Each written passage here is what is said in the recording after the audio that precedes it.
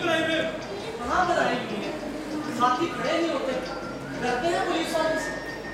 अब हम क्या करेंगे? क्या करेंगे? वो बेचारे डरेंगे नहीं तो और क्या करेंगे? मारते भी वैसे पुलिस वाले बड़े ही अन्य वही लाठीचार्ज कर रहे हैं आजकल। हमारे पास एक ही तो नौकरी है। अगर वो भी यूनियन की जद में चली गई तो मुझे बताओ हम गरीब क्या करें?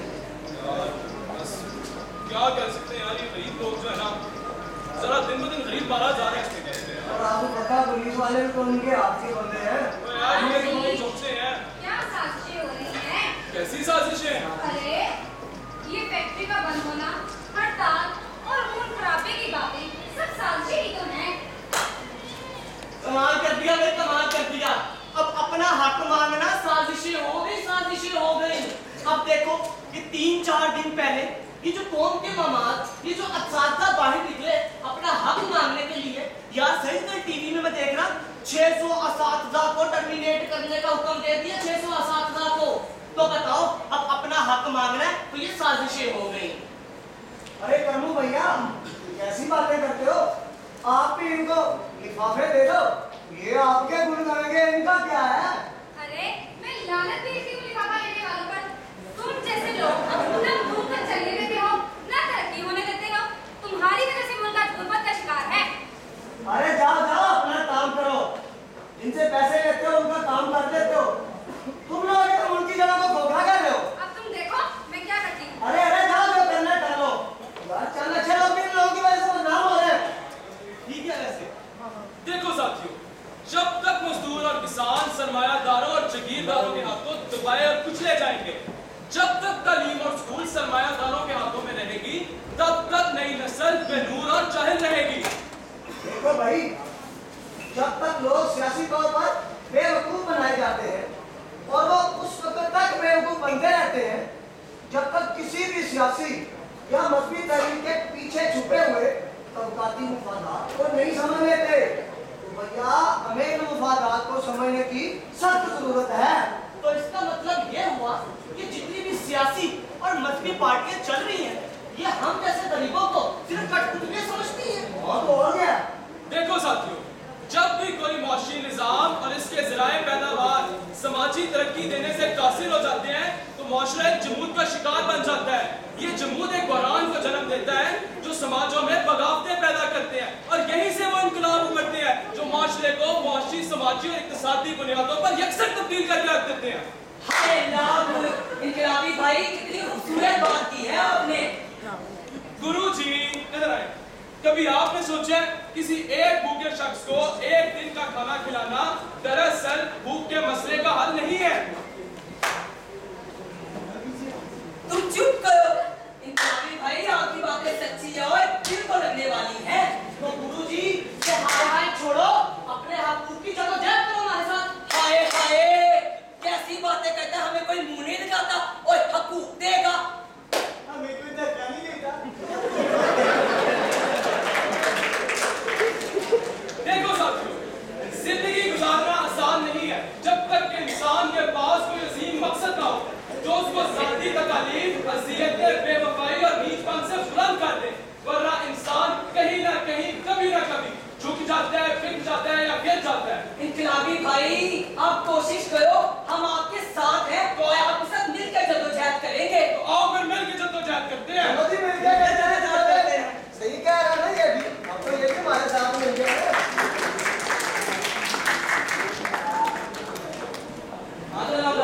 फैक्ट्री में मजदूरों के हड़ताल की क्या रिपोर्ट है? सरकार फैक्ट्री में हड़ताल अभी भी जारी है। आखिर ये हरामजादे मजदूर चाहते क्या हैं? ये सरकार कहना क्या है, वही इनके पुराने मुताबिक कहते हैं हमारी बस्ती में सूरी गैस, बिजली, पानी और बच्चों को मुफ्त तालीम के साथ साथ मुफ्त इलाज की सहूलत भी मुहैया की है। और तनख्वाह कम अज कम 12,000। क्या बकवास है, और मैंने इनके मुताबिक पूरे करने का ठेका ले रखा है और तूने समझाया नहीं उनको। सरकार मैंने तो उन्हें बहुत समझाया, आप ही कैसा, लेकिन वो मेरी बात सुनते ही कहते हैं कि साडा हक इत्थे रख।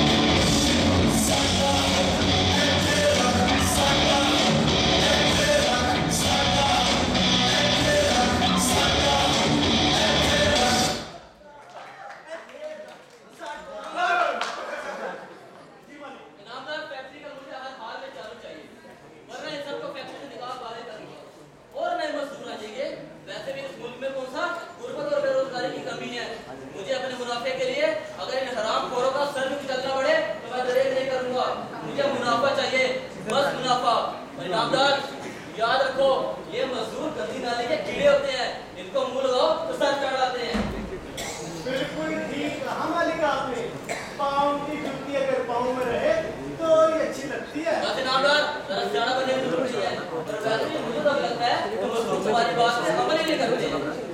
सरकार ऐसी कोई बात नहीं है, मजदूर अभी मुझसे भरोसा करते हैं। और खाक भरोसा करते तुम पे। सरकार अगर मगर मुझे बिल्कुल पसंद नहीं है, मुझे फैक्ट्री चालू चाहिए। इनामदार, तुम्हें इस काम का भारी मुआवजा दिया जाएगा।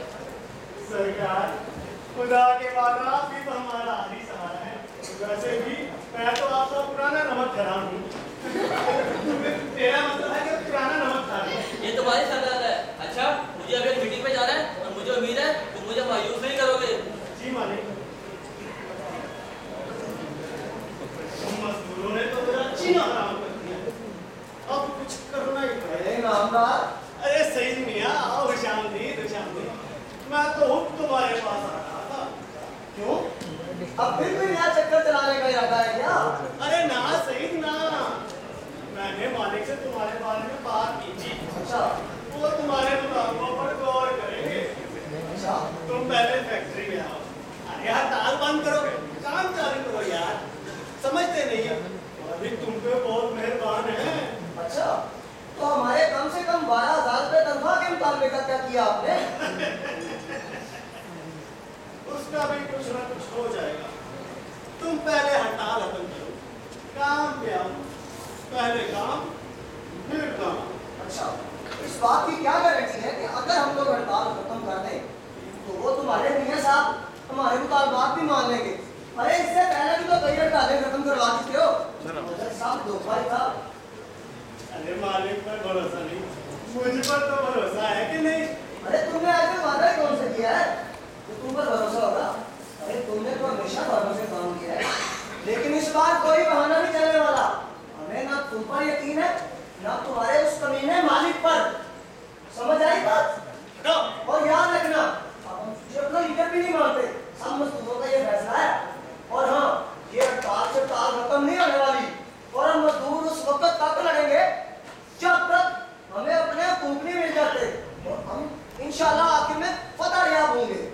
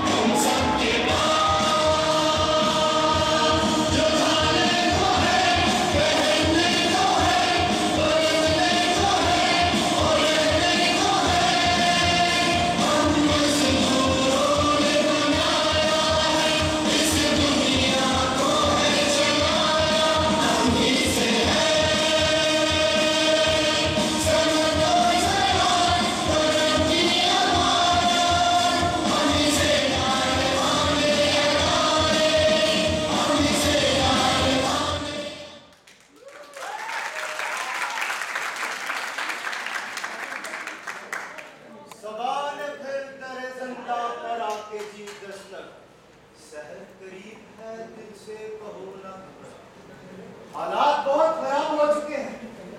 फैक्ट्री में हड़ताल की वजह से मजदूरों के घरों में नौबत फाका कशी तक जा पहुंची। आदम दायरी पर बिजली कट। सईद के बाप की हालत दवा ना मिलने से बहुत खराब हो चुकी है। लेकिन ये मजदूर हैं, इनके हौसले कोहे हिमालय की तरह बुलंद और चट्टान की तरह मजबूत। इस हड़ताल की वजह से दूसरी फैक्ट्रियों के मजदूर भी जागना शुरू हो गए हैं। ये हड़ताल तो सिर्फ और सिर्फ मजदूरों की थी, लेकिन इसमें उनका साथ देने के लिए बुकला, सहाफी, किसान, तालिब इल्म, बच्चे, बूढ़े, बुजुर्ग हर तबके के शख्स ने उनके साथ उनके शाना बिशाना चलने का फैसला कर लिया। सवाल फिर करे जिंदा पर आके दी दस्तक। शहर करीब है, दिल से कहो ना घबराए। शहर करीब है, दिल से हाँ, तो अब मजदूर क्या चाहते हैं? जी सरकार, मजदूर को हड़ताल खत्म करने पर आमादा हो गए, मगर सईद के बच्चे ने बनाया काम खराब कर दिया। तुम ऐसा करो, सही से मेरी पूरी मुलाकात करवाओ। और मालिक ऐसा करने से क्या होगा? इनामदार, पैसे में बड़ी ताकत है। इन हरामखोरों को पैसा दिखाओ तो कुत्ते की तरह दो मिलाते पीछे दौड़े चले जाएंगे।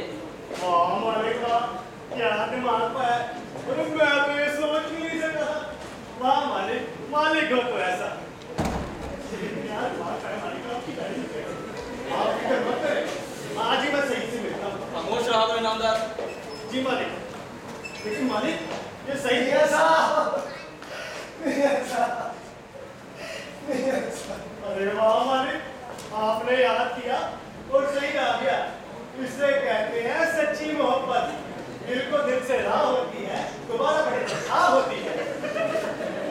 मेरा मतलब है मालिक, मुझे तो पता ही नहीं था कि आप से इतनी मोहब्बत करते हैं। नामदार जी मालिक।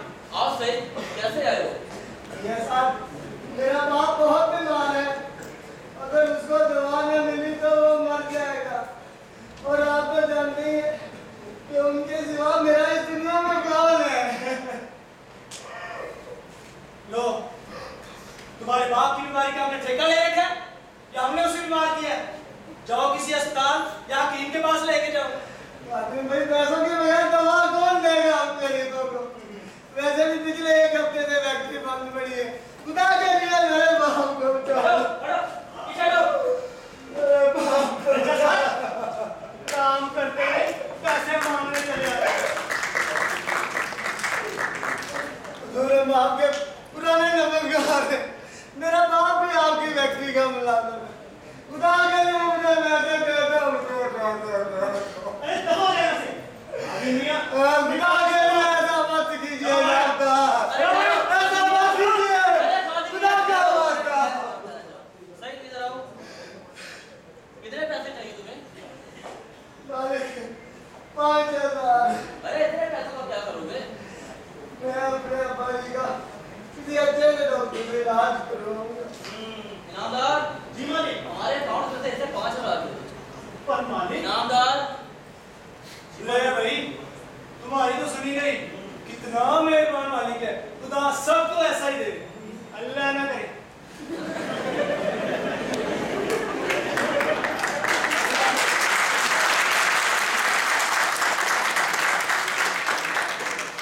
मियां साहब, आपकी बहुत मेहरबानी अरे है। बस बस बस, आप हमारे भाई को अरे जाओ। सही सही सही, तुम्हें पक्की नौकरी चाहिए? मालिक, पक्की नौकरी। अरे हाँ, पक्की नौकरी। मालिक, अगर मुझे से गरीब को पक्की नौकरी मिल जाए तो और क्या चाहिए? लेकिन उसके लिए तुम्हें मेरा एक काम करना होगा। काम? हाँ, कौन सा काम मालिक? कल सुबह अपने साथियों समेत फैक्ट्री आ जाओ।